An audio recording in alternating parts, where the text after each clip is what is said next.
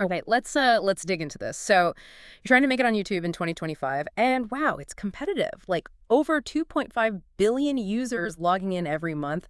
That's a lot of noise. It really is. It's incredibly crowded. Yeah, and you pour everything into making these great videos, you hit publish, and then crickets. Almost nobody sees them. It feels Yeah. like you're just shouting into the void, right? That's the tough reality for so many creators starting out. Yeah, The material we've been looking at really highlights that exact problem, just how hard it is to get any kind of initial traction. absolutely. But okay, imagine flipping that script. You launch, and boom, you've already got a subscriber base, people ready and waiting, gives you that, that crucial early momentum. Right, that initial boost. Exactly. And that's what this deep dive is really about. We're Mhm. exploring what our sources say about making that happen, looking into YouTube subscribers' growth services and how they might fit in. Safely, authentically, that's the key. And interestingly, these sources, they actually point to specific platforms. Like rapidboost.net is mentioned as a place where you can actually go check out options for boosting your social media, including YouTube. Apparently, you can explore it pretty quickly, like in under a minute. Okay. So our mission today is clear. We're going to unpack everything these sources tell us about using these services. What are they really? How do you tell the good from the potentially harmful ones? And how do you blend them? Because it's not just about buying subs, right? It's about combining it with your own work. Yes. And critically, how you protect your channel's future while doing it. So let's start with why these numbers even matter. Subscriber count, it's more than just showing off, isn't it? Oh, definitely.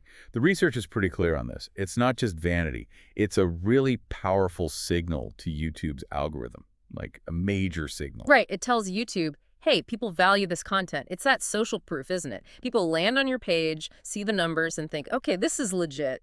Exactly. And according to the findings, that translates into real benefits. We're talking higher rankings in search results, popping up more often in suggested videos. Which leads to more watch time, naturally. Precisely. And that's social proof. It makes new visitors much, much more likely to actually hit subscribe themselves. It's like a snowball effect. That bandwagon effect is powerful. There's this example in the sources, a UK creator, Ella Jones. She jumped from like 580 subs to over 5,000. 5,200 in 3 months. Right, 5,200 in just 3 months. And how? It was a mix, wasn't it? She used a service, but she also kept uploading consistently, engaging with her audience. A hybrid approach, that's what they called it. Yeah. Service plus consistent uploads plus engagement. And the results. Her video views tripled, and she actually started getting paid partnerships. That's pretty compelling. It really shows the potential impact. So when the material uses the term YouTube subscribers growth services, what are we actually talking about? Good question. They're defined as basically specialized platforms built to help creators boost their subscriber count, often pretty efficiently using automated systems. Okay, but here's the crucial part. And the sources really, hammer this home. There's a massive difference between the bad ones and the good ones. Huge difference. Some just use bots, fake accounts, stuff that YouTube's algorithm in 2025 is, frankly, way too smart to miss. It actively weeds that stuff out. And using those low-quality services, that can lead to serious trouble, penalties. So the source of the subscribers is absolutely critical now. So how do the good ones operate then, according to the material? Well, they use different methods. Things like promoting your channel through their own networks or partner channels. Sometimes they run really targeted ad campaigns to find viewers actually interested in your niche. Okay, that sounds more legitimate. Yeah, or even incentivize community programs, basically connecting real, active users with creators who are looking to grow, real people. The goal, ultimately, as the material puts it, is to amplify your discoverability, right? Yeah. To build that initial foundation so organic growth can actually start happening. Exactly. But there's a big caveat, warning sign flashing. You have to do your due diligence. You have to research. Because picking the wrong service, that's risky. We're talking shadow bans, where your videos just disappear from search and suggestions. Or losing all the subscribers you paid for, or even getting your channel completely removed. Big risks. So looking bigger picture, if you navigate this carefully, use a quality service. It can actually open up some significant opportunities, can it? Absolutely. The algorithmic advantages are pretty clear from the sources. Channels that have a healthy, engaged subscriber base, YouTube just favors them. Simple as that. And it's not just like a vague feeling. The sources mention specific thresholds, hitting 1K, 10K, 100K subs. Crossing those can unlock actual bonuses. Yeah, things like better placement on the YouTube homepage or the Explore feed, sometimes early access to new YouTube features. and definitely better priority in search and suggestions. So a trusted service could potentially help you hit those milestones faster, tipping the scales a bit. And that ties directly into making money too. Monetization, brand deals. Brands often filter potential partners based on subscriber count and engagement All levels. right, you need that critical mass, often around 1,000 subs to even get into the YouTube Partner Program, or maybe 10K to really attract sponsors. And we see this in action. There's a case study, a travel vlogger, Amit Mehra. He started with 800 subs, Okay. used a trusted service, got up to 6,000, and that growth directly resulted in 2 sponsored content deals. Wow, real money. Yeah, $3,200 in extra income in the next quarter. That's a tangible, measurable result from strategic growth. That's significant. And then there's that social proof element again, the bandwagon effect, as the material calls it. When someone new lands on your channel and sees thousands of subscribers, Mm-hmm. it just adds instant credibility. They think, oh, okay, lots of people like this. Maybe I should check it out. Makes them more likely to subscribe themselves. Yeah. Which is huge if you're new or a small business trying to build trust. And it feeds back into engagement, too. Because genuine subscribers, the ones from quality sources, they're potential repeat viewers. Right. Not just a number. They watch more, like, comment, share. Exactly. All those signals that tell the algorithm this content is valuable, show it to more people. Okay, so that brings us to the really tricky part. Choosing a service. How do you find one that's safe and actually works when, like the sources warned, there are so many shady ones out there? It's tough. YouTube is cracking down hard on anything that looks inorganic fake accounts, those sudden unnatural jumps in numbers. And the risks are real. Shadow bans, losing subs when YouTube does a purge, damaging your reputation. Or worst case, channel termination. Gone. So for 2025, the absolute keyword, based on everything we're reading, is authenticity. Authenticity is everything. Yeah. When you're vetting a service, you absolutely have to confirm they provide real, active subscribers, never, ever bots. And look for gradual delivery, something that looks organic, not like you suddenly bought 10,000 subs overnight. Exactly. Demand transparency. Ask them how they get subscribers. Check for secure payment options. And ideally, look for a money-back guarantee if things don't seem legit. What specific features should creators be looking for, according to the sources? Well, targeted growth options are highlighted. Can they help you reach people interested in your specific niche or in a certain country? That's valuable. Makes sense. You want relevant viewers. Definitely. And a proven track record. Look for real reviews, verifiable case studies. Don't just trust their website testimonials. Good point. And critically, make sure their methods comply with YouTube's terms of service. Oh. Are they using approved marketing techniques? That's key. And the sources are pretty blunt. If anyone promises instant millions or guarantees you'll go viral, Run away. Yeah, run screaming. Those are major red flags. the material even gives us questions to ask before buying, like, are these real people subscribing or bots? How exactly are you promoting my channel? What happens if the subscribers drop off? Is customer support actually helpful? And is the delivery spread out naturally over time?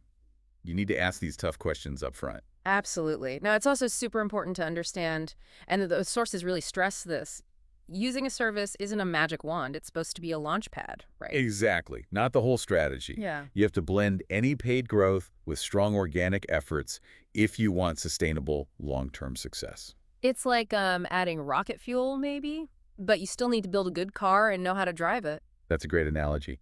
So yeah, combine the service with a consistent upload schedule, make genuinely valuable content that people actually want to watch. Engage with the community you're building. Reply to comments, do Q&As, polls. Collaborations too. Work with other creators to reach new audiences. Yeah. It's all part of the organic mix. And you have to watch your analytics like a hawk. YouTube Studio is your best friend. Oh, constantly. Look for those weird spikes or drops. Ideally, your subscriber growth should lead to more views, more watch time, if subs go up but views stay flat. That's a red flag, right? The material says that's a sign those subs might not be real or engaged, and you need to rethink things. Precisely. Because the end goal isn't just numbers. It's building a real, authentic community around your content. So focus on themes your ideal audience actually cares about. Listen to their feedback, refine what you do. And stay within YouTube's guidelines. Especially in 2025, the rules seem to be getting stricter. What are the key rules mentioned? Avoid services promising crazy instant numbers. Never, ever share your YouTube login or password. That's a huge security no-no and against policy. Only work with providers who are transparent about their methods and confirm they follow YouTube's rules. And just make it a habit of periodically review YouTube's terms of service yourself, because they do change. Okay, let's make this concrete. The sources have a couple of real-world examples. Case study 1. Gadget Pro Tips, a tech review channel. They were stuck, right? 2,500 subs after 18 months. Yeah, completely stagnant. So they invested in a reputable service that targeted tech fans in specific regions, the US and UK.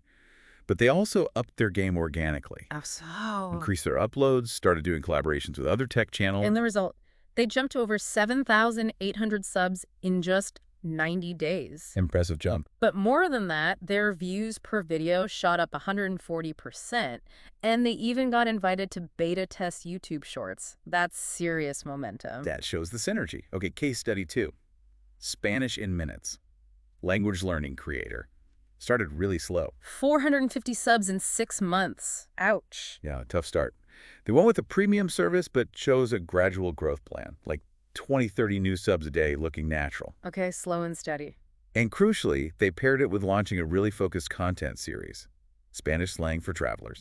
Hitting a specific niche need. Exactly. And that series actually went semi-viral. So they had 3,000 subs in just 2 months, driven by both the service and this new organic interest sparked by the targeted content. They even started getting Patreon support. That's a great example of combining strategies effectively. It really is. So pulling all this together, the sources basically lay out some actionable steps for smart growth. Step 1, audit your channel. Make sure it looks good, professional branding, got at least, say, 5 solid videos up already, first impressions matter. Step 2, set clear goals. What are you actually trying to achieve? Monetization, authority, sponsors. Know your why. Step 3, research, research, research. Vet those service providers thoroughly, check reviews, confirm their methods are safe. Don't rush this. Step 4, start small. Don't go all in immediately. Buy a modest initial package. Then watch your analytics like crazy. See if the growth translates, right? More subs, more views, and engagement. If yes, then maybe scale up. If not, pause and rethink. Step 5, amplify with organic stuff. Don't just buy subs and sit back. Engage that new audience. Reply to comments, run Q&As, make series. Keep them involved. And the final step, 6, evaluate and iterate constantly. Look at your performance monthly. What's working? What's not? Be ready to adapt as YouTube changes. So boiling it all down, the core message from this material seems to be success on YouTube in 2025. It's about blending ambition with authenticity. Yeah, using a quality growth service can be a shortcut.